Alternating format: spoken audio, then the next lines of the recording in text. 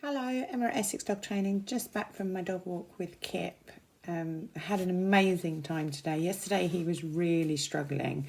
He's really clingy. He's doing little naughty behaviours, just little low-key stuff. He threw himself in my daughter's bath, running off with different things, not being able to settle basically, and really clingy to me. So I set about some real quality time with him this morning. We did some real good fun stuff on our walks. I did try and get in some of the agility stuff. So we did some go rounds around trees, and then I made it harder, and we were working through groups of trees. And so that was really fun. And he's come home absolutely shattered and absolutely mentally exhausted. So that's good, but it led my head to what today's video should probably be about, which is trying to avoid separation anxiety in your pet dogs.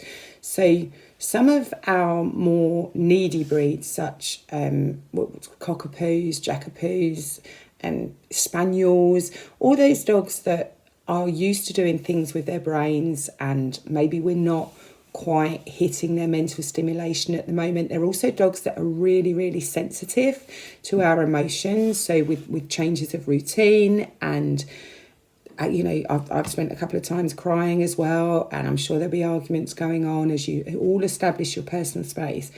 Some of these dogs do start to develop obsessive behaviours, and separation anxiety is one thing that I'm going to try and avoid for you guys as we come out in a couple of months' time. I know that seems a long way off. Some of the things that actually feed separation anxiety is constantly being with us. So when we move from one room to another, constantly cuddling, that's not saying don't cuddle your dogs, but if they're needing and we feed that need, then they are going to get more and more needy. Also, at the moment, obviously, we're not out of our house, so they have no routine, and they are constantly, needy of you. So a few of the things that you could do to try and help this problem starting and being a problem when you all return to your normal routines. Firstly, do what I did this morning. You must start training these dogs. You must start mentally stimulating them.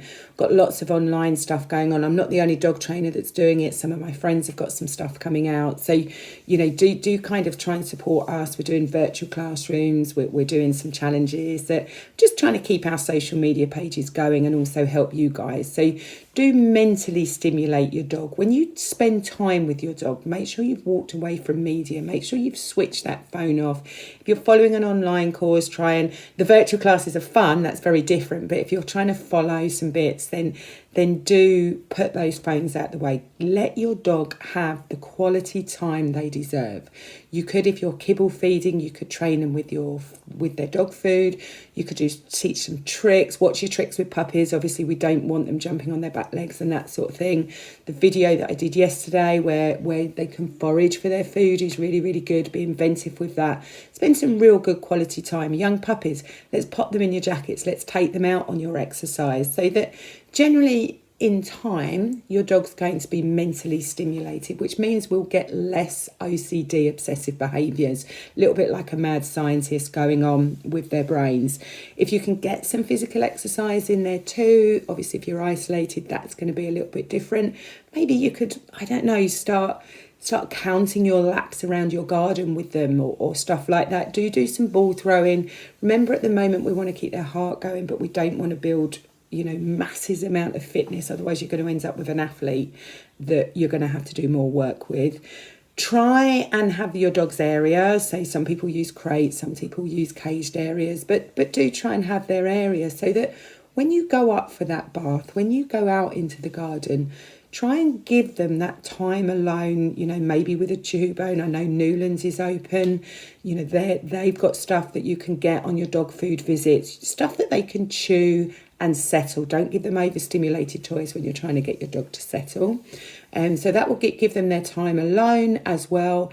And do sit down and cuddle them. When you want to cry, do sit down, do get that solace from them, but do try and maintain a routine for them. So just so that we don't have an outbreak of anxious dogs when you go back into your routine. The other thing with puppies, I have said it before, but yeah, do get them out in your jackets, on a pram, whatever you can. Let's get these dogs socialised so that we haven't got fearful stuff going on.